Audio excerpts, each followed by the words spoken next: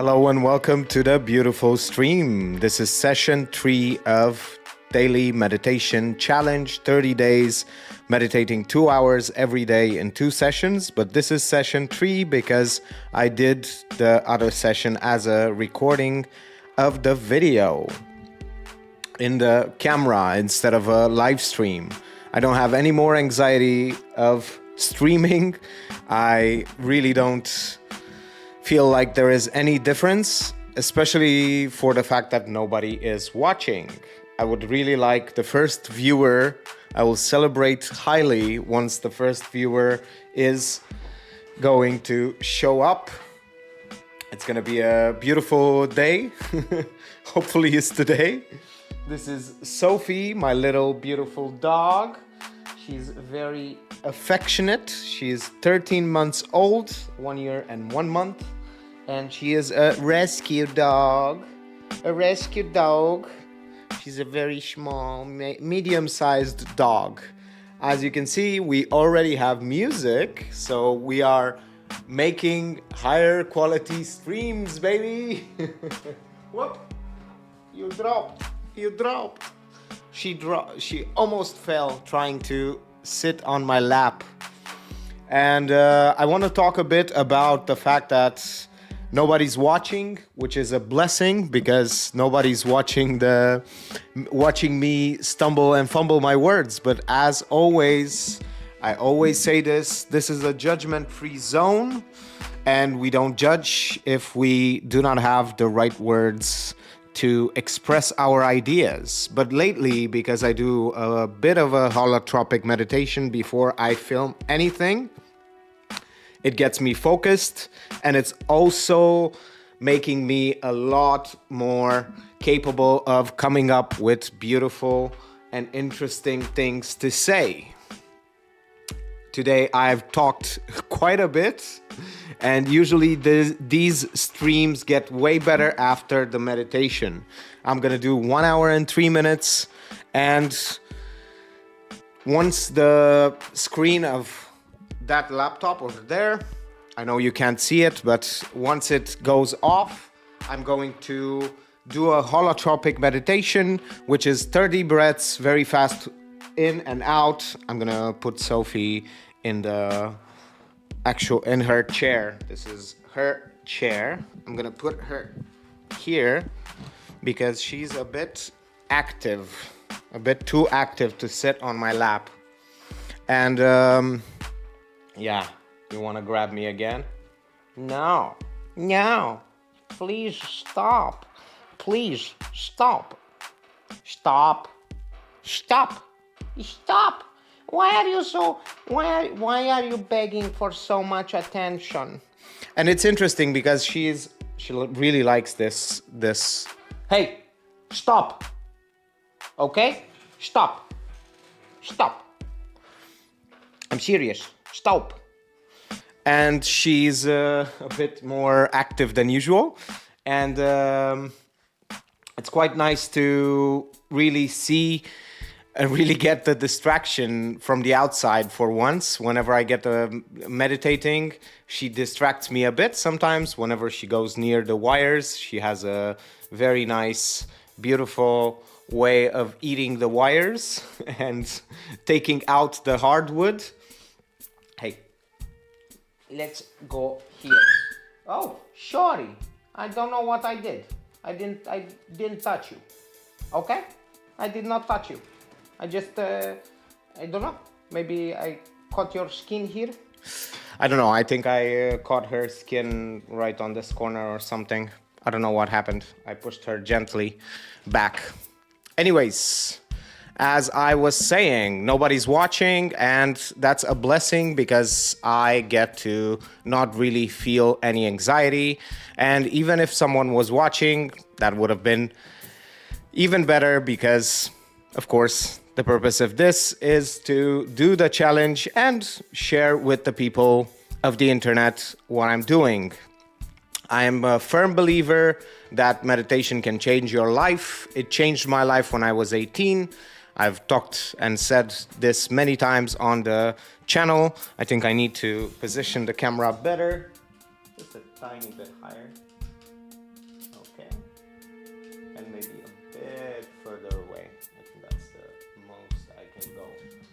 Okay. This is the plight of live streaming. You have to do adjustments beforehand, but it seems like I'm not capable of really doing that. And yes, I will start the meditation just because I don't really have a topic in mind. And probably gonna have a topic by the end and gonna talk like 15 minutes and provide a bit more value, since I'm gonna get distracted during the meditation with most of my distractions. This is a high value, interesting thing. It's I usually get very distracted in my meditations not by negative thoughts, not by negative things, but by positive ones. And funny enough, it's harder to actually get rid of the things that you like, that you get really attached, the positive things and the ideas and the projects that you want to start, and you just get a positive feeling from these distractions. And it's even harder than with negative ones that consume you, that negative emotions and negative thinking that consumes you, because at least with negative emotions you want to get rid of them, but with positive ones you don't. But the goal here is to get present and to actually not get attached to positive or negative feelings or thinking. Okay, let's start the timer. I have started the timer. I'm gonna put the microphone right over there.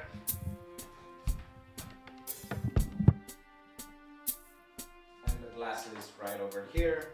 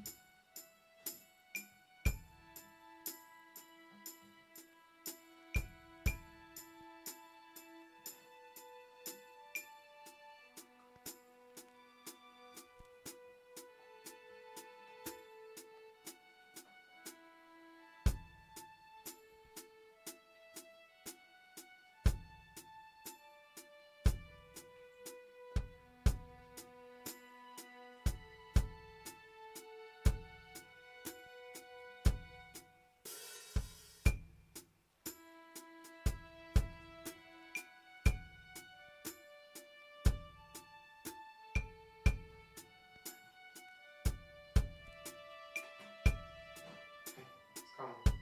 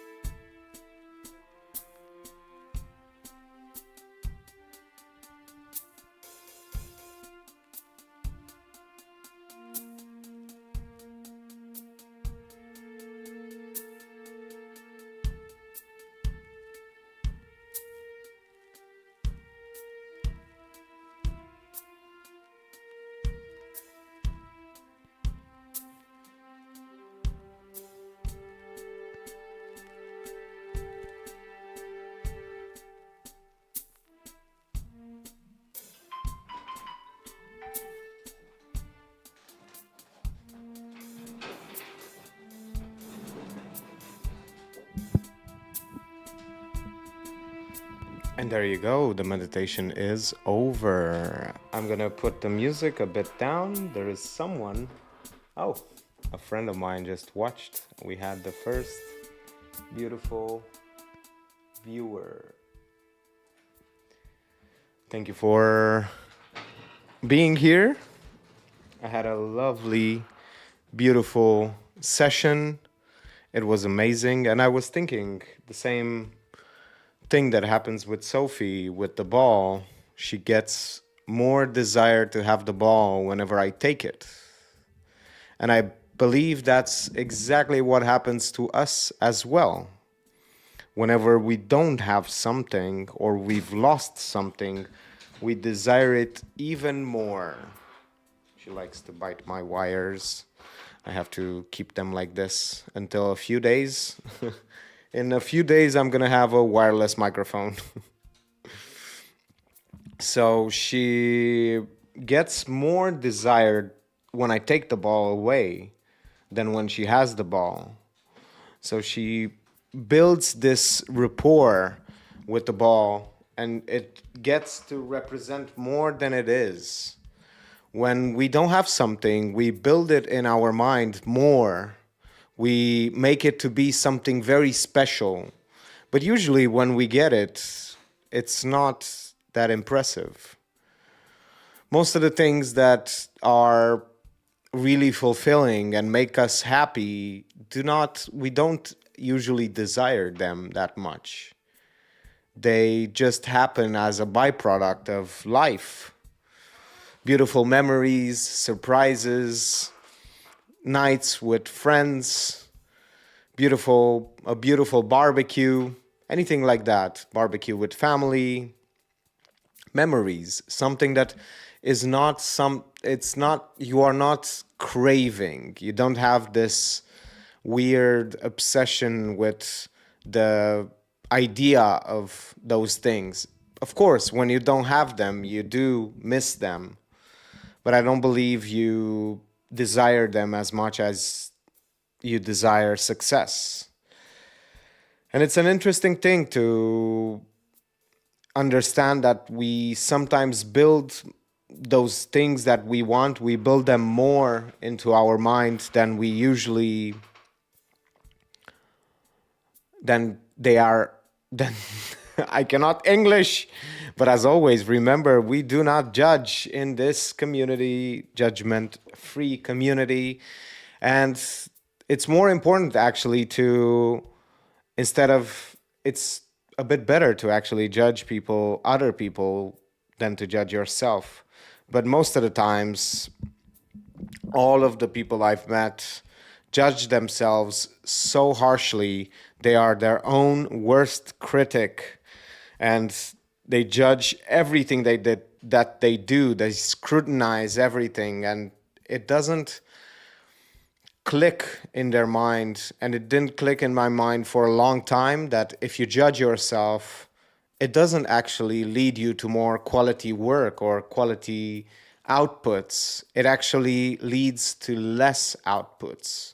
It kills your creativity, your joy for life, because you become your own worst critic, and you never have enough. You're never satisfied with your output, and it gets difficult to do something new, because for the vast majority of the time, when you start something new, you're going to suck at it. You're not going to be good. You're not going to have success. And that's another point where if you do everything for success and you do everything for results, it's not a very enjoyable life, because you're not doing it for yourself. You're doing it for something outside of yourself. And that means you are putting your satisfaction, your fulfillment, your meaning of life outside of yourself. And it doesn't really make you feel that way, because true fulfillment comes from the inside, and finding the intrinsic fire, let's say, to do things instead of going for the outside. Of course, food, money, everything is important. Those things are important. But what I'm saying is that we live in the most beautiful times. There have never been more beautiful times than right now. And instead of realizing that we are living these great times where we have access to better cameras than for 99% of the time that movies have been made. We have these amazing computers in our phones. We have these amazing technologies that we can create so many things. I was telling a friend of mine, I actually paint. I don't know if you know, but I do paint. I studied arts, and painting is one of my failed businesses. Speaking of failed businesses, let's just jump back to what I was saying to my friend. Nowadays, you can work minimum wage and have canvases as big and this better quality paints that not even Leonardo da Vinci had, or Van Gogh, or they didn't have access to canvases this big, to this quality of canvas, to these quality of paints, brushes, everything with just minimum wage. Back then, Leonardo da Vinci had to be paid by these huge families in order to have the privilege to do what he wants. Now you can do it with minimum wage. It's amazing what you can do.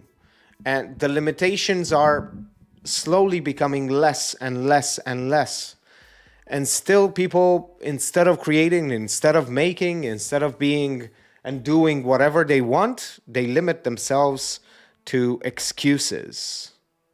And speaking of failed businesses, it actually took me for my first successful business, it took 6 or 7 failed businesses until I managed to actually be able to build the first successful business.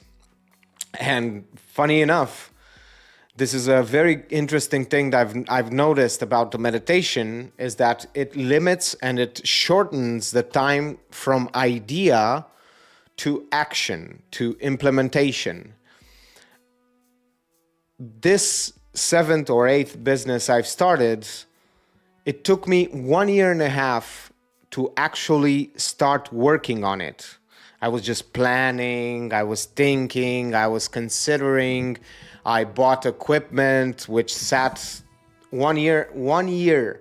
My camera sat over there I wasn't doing anything with it. Well, I was taking photos, I was doing things that were making me money instantly. Instead of actually building a business, I was relying on work, on output, instead of creating a product that would sell almost indefinitely.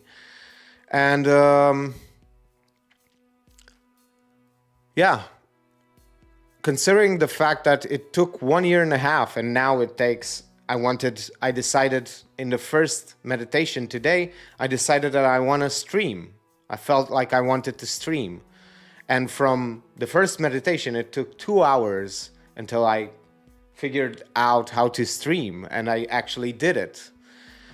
So and now it's the second stream the same day, and I'm doing 3 hours of meditation today, which is absolutely amazing. And not only that, but because of the meditation, and specifically because of the holotropic meditation, which really helps you focus and get more energy and be more alive, instead of being like,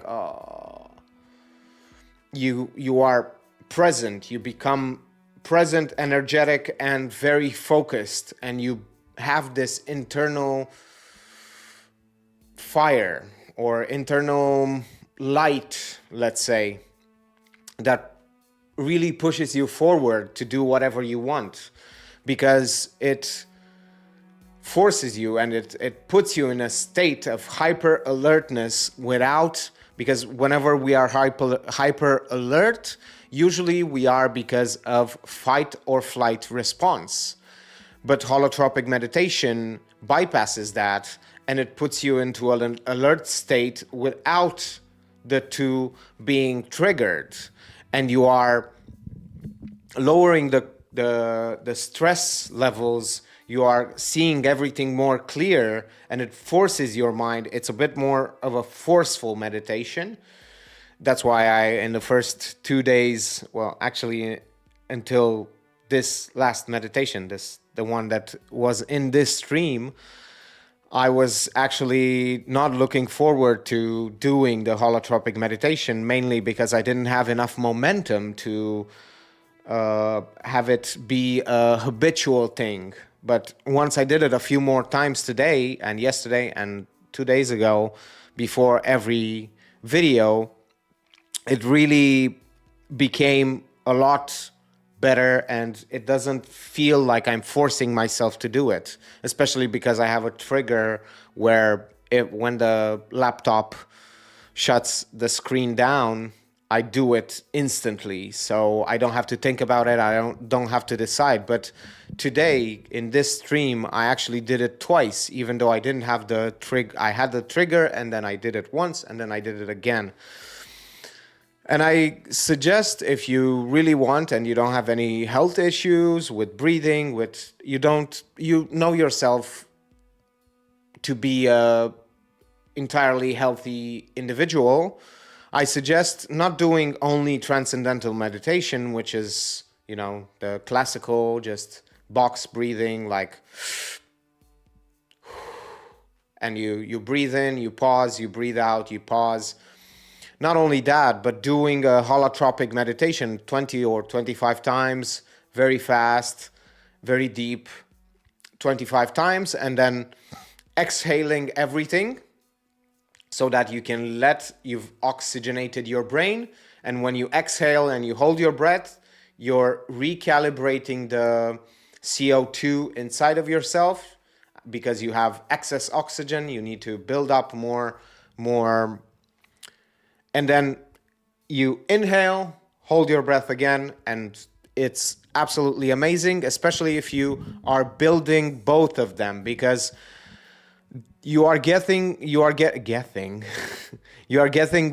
again, what's with this word? You are getting more out of each meditation type.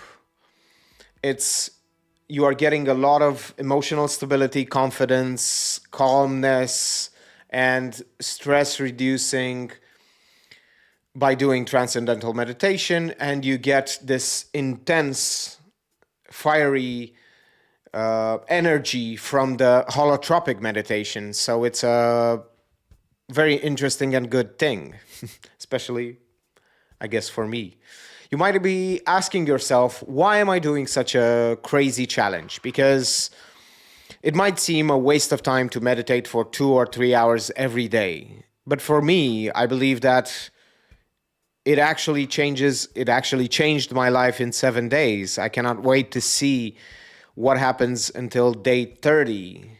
What happens to my confidence, what happens to my creativity, to my productivity, to my success, and even friendships. Who knows? I started to notice more expressions on Sophie's face, the dog. And that's interesting. I haven't had the alertness and the focus to really look at her expressions and see the feelings that she has. It's such an interesting experience, and colors have become more vivid. Textures, touch, taste, everything is more intense. And I don't have any more friction when it comes to doing things.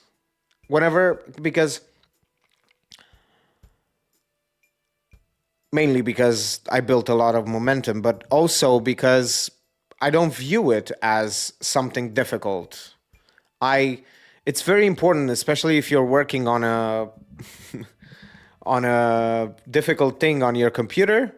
It's very important to realize that you're only typing, you're only making clicks. It's not that serious. It's not a really demanding. If you diminish the work like this, if you think of it as just being, instead of thinking, oh, I have to do this and that and this, oh, instead of doing that, you go like, I just have to do some clicks and some types, and that's all.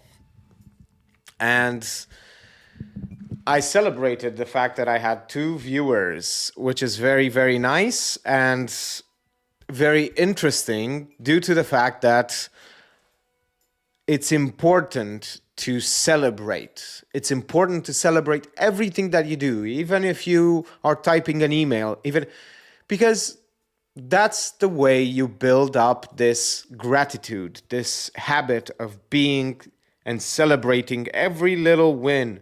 I know it sounds ridiculous, but if you actually do it, funny enough, you start feeling great about what you are doing, and your work becomes better because you actually enjoy it, because you've built this habit of actually appreciating yourself. Instead of judging yourself and criticizing yourself, you go the opposite way and build this habit of being proud and celebrating and saying, good job, you did a good job, this is a very good day. Because I believe, and I was this person as well, I used to work even 14, 15 hours a day on paintings, on everything else. And I was beating myself up because I didn't do enough. Can you imagine that? Working 14, 15 hour days, creating so much, doing so many beautiful things, and then beating yourself up because you didn't do more. That's not a good strategy at all. It doesn't build any good emotions. You end up resenting your work and you end up not really liking it anymore. So we should all try to celebrate every little win we have. And you might be saying, and you might be thinking that if you celebrate everything, every little win you have, you're not going to want to do more. You're not going to want to strive for more because you're going to be satisfied. We hold this idea, this ridiculous idea, that if we are not satisfied, we are motivated because we have this fire under our bottom. Definitely not true. It's definitely not true. If you are satisfied with your work, with what you are doing, you are happy, you are doing it from a place, you use something else instead of the lack of satisfaction as fuel. You use the love of the craft. You start doing your best work whenever you do this. It happened to me as well. So I'm not only speaking from books.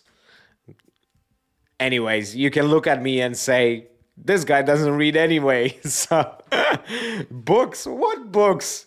You don't look like a person who reads. I do like to make fun of myself, so... And it's part of the whole thing.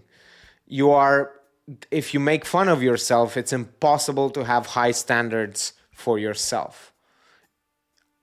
It's good to have high standards for yourself, but you should be very careful that every standard that you have is built upon something that you are doing, not based on results, it's based on output. And if you do the output, if you do the thing that you said you're going to do, then you should be happy, even though the result doesn't come. Because results are not always in your control. no matter how much we want to, they are not. What is in our control is doing the work, doing quality work, being there, putting ourselves out there. That's what's in our control. And today was 24th of February 2024. And I meditated 3 hours today.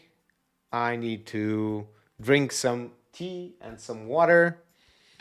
And see you tomorrow. Thank you for watching.